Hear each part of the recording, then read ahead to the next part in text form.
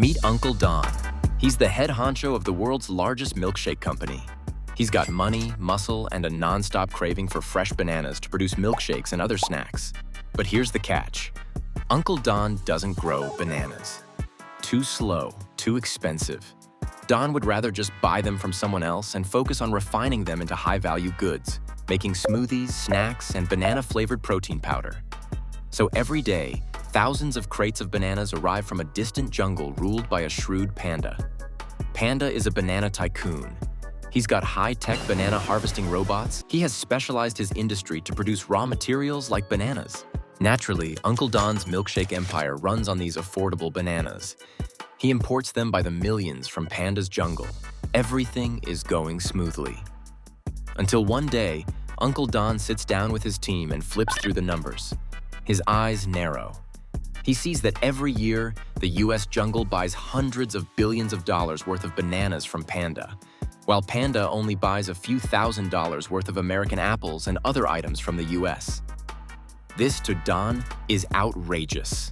It's what economists call a trade deficit, when you buy way more from someone else than they buy from you. From Panda's point of view, he's got a trade surplus. He's selling more than he's buying from Uncle Don. Uncle Don slams the table in anger and decides to do something about it. So he does what any smoothie mogul/president would do. He declares a trade war. First move? Uncle Don picks up the hammer of the law and slams a 25% tax on every banana Panda ships in. Now this banana tax is what we call a tariff, a tax placed on imported goods to make them more expensive and less attractive to buyers. Here's the twist. Panda doesn't actually pay this tariff. That tax? It hits the US side. Importers like supermarkets and fast food chains cough up the extra cash at the border, and then they just bake it into the price. So who ends up paying more? You do, the customer. That $4 banana smoothie? Now it's $6. Tariffs don't punish Panda directly. They just make his bananas more expensive to buy and discourage US businesses from working with Panda.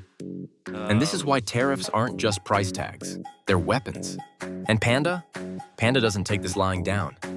In a snap, Panda pulls out his own hammer and slaps retaliatory tariffs on everything Uncle Don exports. Apples, soybeans, peanut butter, even their prized refined goods. Just like that, the trade war is on.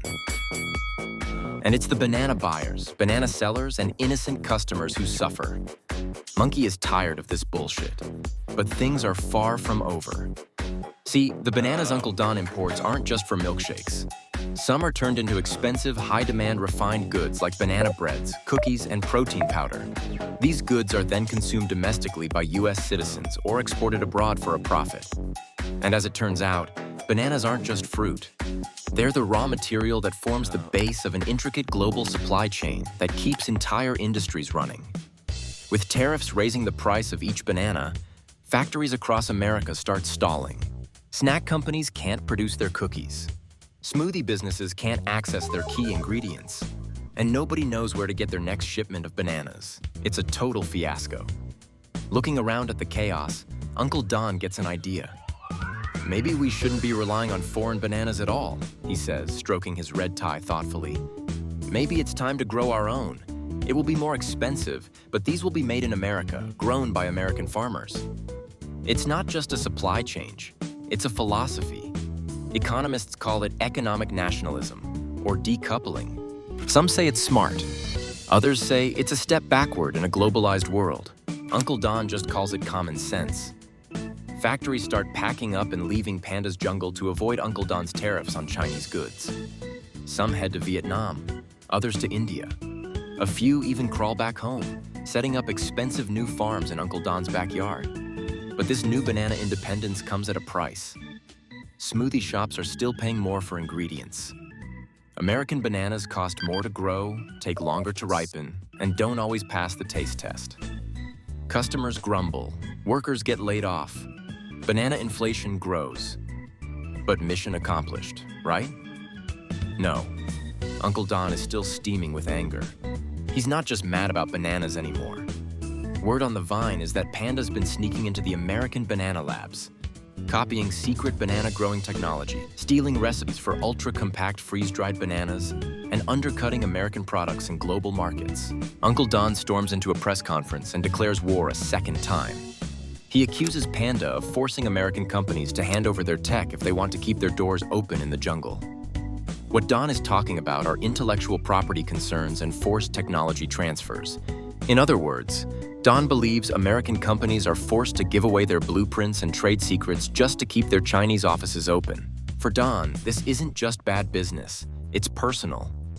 As the war drags on, both sides take hits. Don's farmers suffer, Panda's exports are slow. Global fruit trade becomes a maze of paperwork, taxes, and late deliveries. Eventually, both leaders decide to pause the madness and agree on a Phase 1 truce. A ceasefire. Panda promises to buy more American apples and peanut butter, and Don agrees to ease off some of the harsher tariffs. But the trust is gone, the damage is done, and neither side looks quite the same.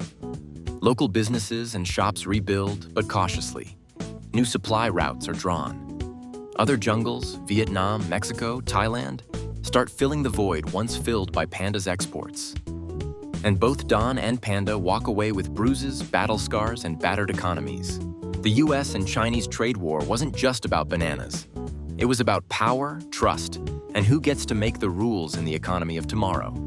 So the next time you sip a $9 banana smoothie and wonder why it tastes like bitterness and bureaucracy, now you know. If any monkey's confused, remember that this is not a political endorsement of any country or person referenced in this video. Please do not sue Monkey. Thank you so much for watching, and subscribe for more content just like this.